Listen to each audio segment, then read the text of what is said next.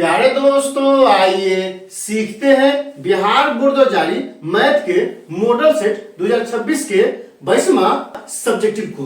दोस्तों, आप यहाँ देख रहे हैं मॉडल सेट 2026 के 22वां सवाल है। यदि बिंदुए P -2 1 Q x y तथा R 4 - 1 संरेख है तथा x - y बराबर 1, तो x तथा y का मान ज्ञात करें। दोस्तों, डिस्क्रिप्शन में क्या किया है, प्लेलिस्ट लगा दिया है।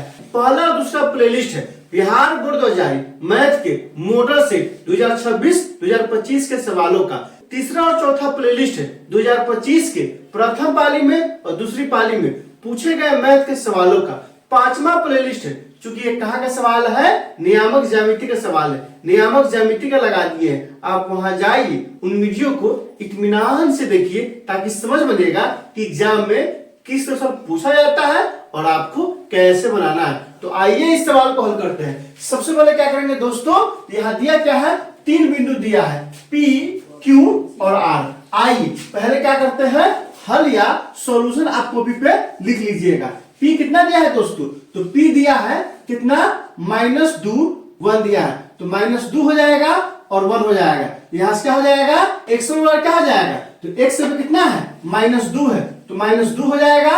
और y1 बराबर क्या होगा, तो y1 बराबर क्या हो जाएगा दोस्तों, 1 हो जाएगा। फिर यहाँ से देखिए q कितना दिया है, x और y दिया है, यहाँ से q x और y हो जाएगा। यहाँ से क्या हो जाएगा, x2 बराबर क्या हो जाएगा, x और y2 बराबर क्या हो जाएगा, y हो जाएगा।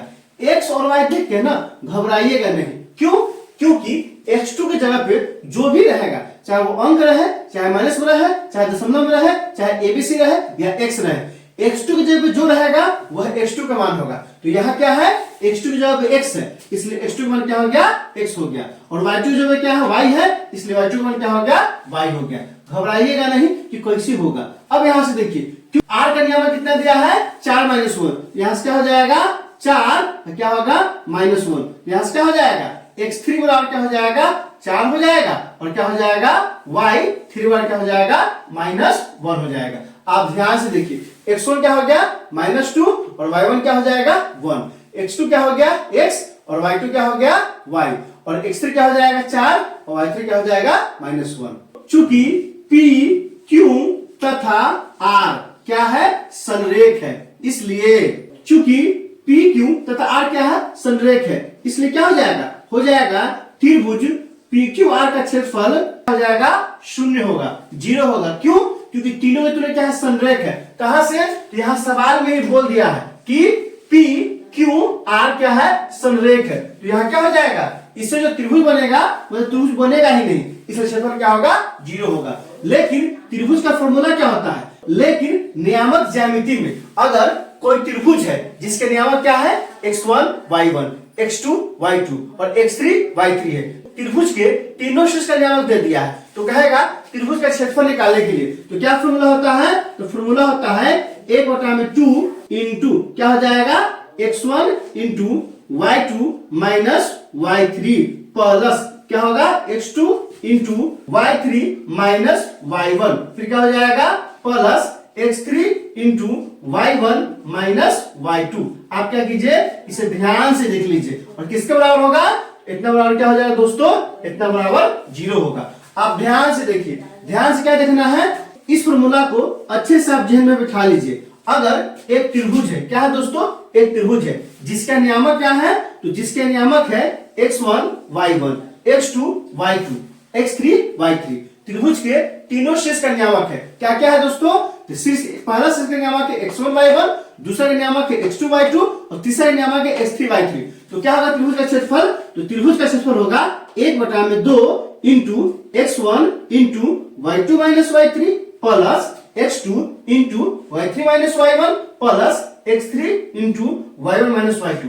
आप इसे क्या कीजिए, जहन में बैठा लीजिए। क्यों, क्योंकि कभी कभी एक नंबर में है ना, पूछ देता है सीधे त्रिभुज का क्षेत्रफल, तो फॉर्मूला याद रहेगा ना, आप अच्छे से बता सकते हैं। और ये भी जहन में बैठा लीजिए कि अगर कोई भी 3 बिंदु संरेख है ना, उसका क्षेत्रफल क्या होता है, 0 होता है। ये भी आपसे एक नंबर में पूछ सकता है। तो यहाँ से 2 ऑब्जेक्टिव है जो सीधे सीधे एग्जाम में पूछ देगा, इसलिए छूटना नहीं चाहिए। अब आइए सबका मान डालते हैं। यहाँ से क्या हो जाएगा दोस्तों, क्योंकि ये 2 क्या है बटा में है, उधर क्या जाएगा गुना में, तो बाकी का मान है कि x1 कितना दिया है, तो x1 है -2, यहाँ से क्या हो जाएगा -2। अब क्या दिया है y2 माइनस y3 कितना है y है, यहाँ से क्या हो जाएगा, यहाँ से हो जाएगा y माइनस क्या है y3 का मान कितना है -1 है, यहाँ से क्या हो जाएगा -1 हो जाएगा। फिर क्या है प्लस है, यहाँ से क्या हो जाएगा प्लस x2 का मान कितना है, x2 का मान भी क्या है x है, यहाँ से हो जाएगा x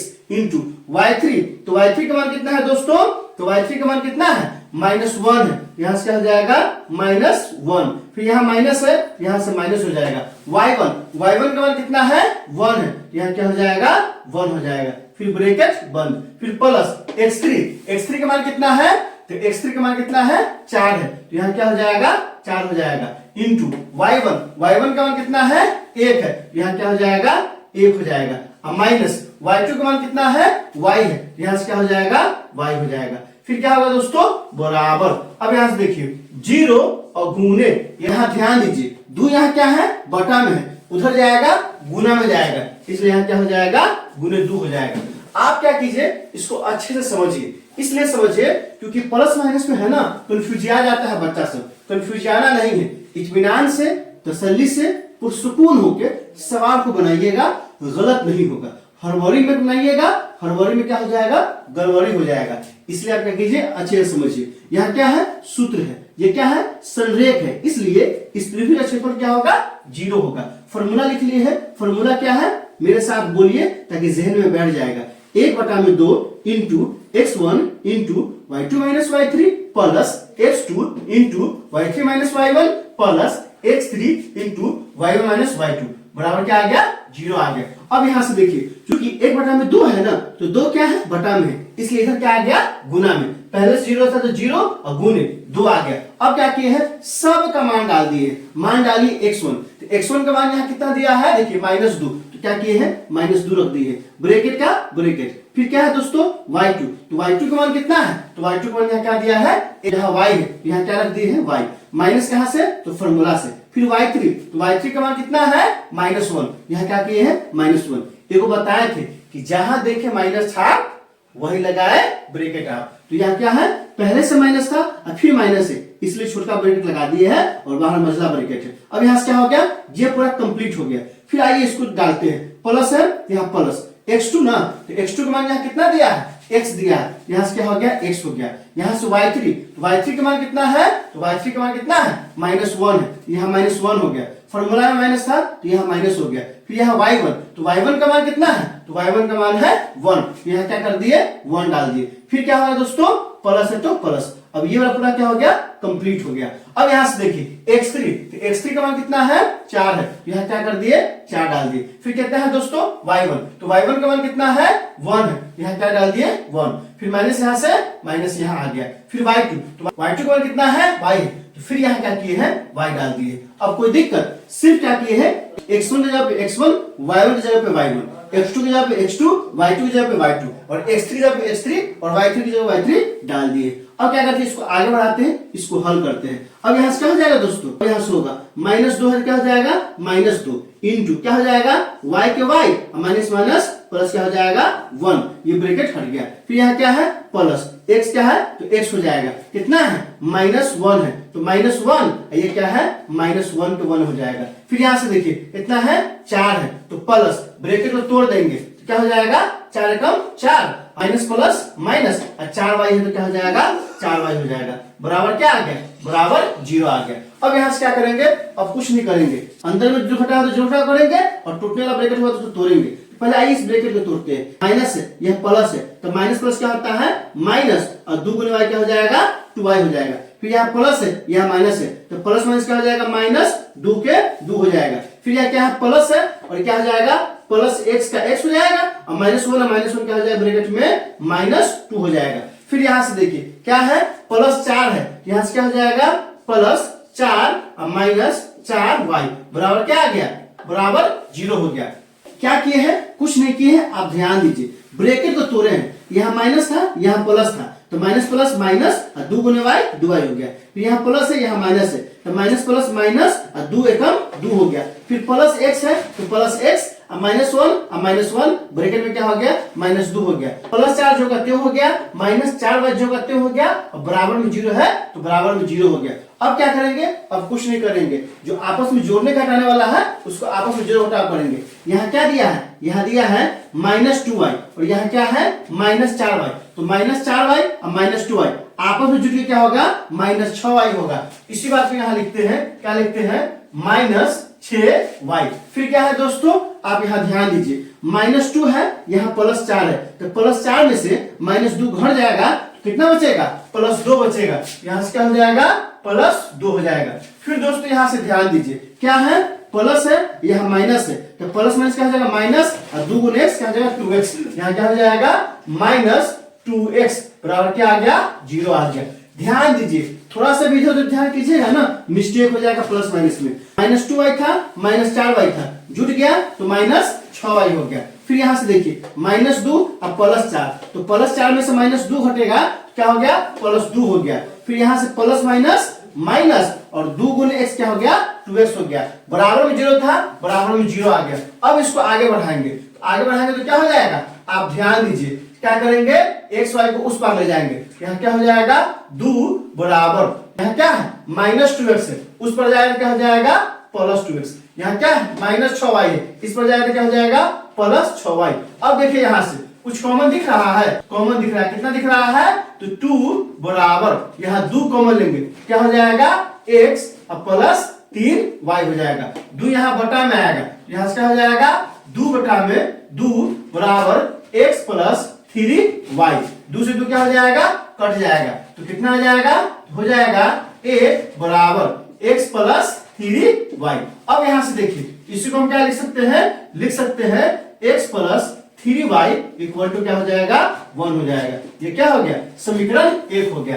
देखिए सवाल में क्या कहता है, सवाल में कह रहा है कि x तथा y का मान निकालने के लिए, तो पहला समीकरण कहां से मिल गया, तो संरेख बिंदु से मिल गया हमको पहला समीकरण, कौन सा, तो x प्लस 3y बराबर 1। लेकिन दूसरा समीकरण कहां से मिलेगा, क्योंकि हम लोग जानते हैं दो चर के समीकरण में दो चर का मान निकालने के लिए कम से कम 2 समीकरण चाहिए। तो पहला समीकरण को कहां से मिला, संरेख से मिल गया, त्रिभुज के क्षेत्रफल के फॉर्मूला का इस्तेमाल करके पहला समीकरण मिल गया। और दूसरा समीकरण आप यहाँ देखिए, सवाल में दिया हुआ है दूसरा समीकरण, क्या दिया है, यहाँ लिखेंगे, क्या लिखेंगे, दिया है, क्या दिया है, x माइनस y बराबर 1, ये क्या हो जाएगा, समीकरण 2 हो जाएगा।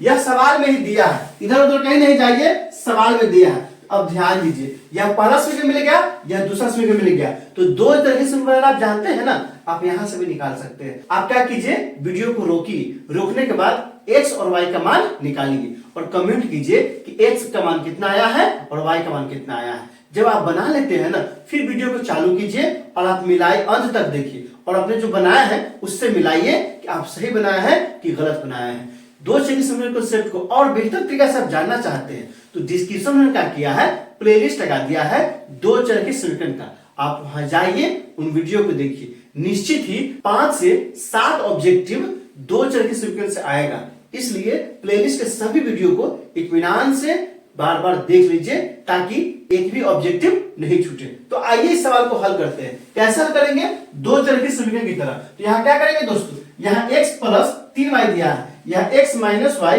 इक्वल टू 1 दिया है। यहाँ क्या करेंगे, यह समीकरण 1 मिल गया, यह समीकरण 2 मिल गया, तो हम क्या करते हैं, हम y का मान निकालते हैं, तो x को हटाना होगा, तो x को हटाने के लिए समीकरण 1 में से 2 को घटाना पड़ेगा। तो यहाँ लिखेंगे समीकरण 1 में से 2 को घटाने पर, अब यहाँ क्या है, समीकरण 1 कितना दिया है, x प्लस 3y बराबर 1, तो यहाँ क्या लिखेंगे, x प्लस 3y बराबर कितना हो जाएगा, 1 हो जाएगा। फिर यहां से देखिए समीकरण 2 कितना दिया है x minus y equal to 1। अब क्या करेंगे, घटाएंगे, कितने घटाएंगे तो क्या होगा, नीचे का चिन्ह बदल जाएगा, तो यहां से क्या हो जाएगा, माइनस, ये क्या हो जाएगा, प्लस, ये क्या हो जाएगा, माइनस। अब यहां से देखिए x से x क्या हो जाएगा, कट जाएगा, x से क्या हो जाएगा, कट जाएगा, तो 3y और प्लस y क्या हो जाएगा, 4y बराबर क्या आ गया, 0 आ गया। अब यहां से क्या हो जाएगा, यहां से हो जाएगा y बराबर 0/4 बराबर क्या हो गया 0। तो y का मान कितना आ गया 0 आ गया। अब क्या करेंगे y का मान किसमें रखेंगे, आपको जिसमें मन है तो समीकरण 1 में भी रख सकते हैं और मन है तो समीकरण 2 में भी रख सकते हैं।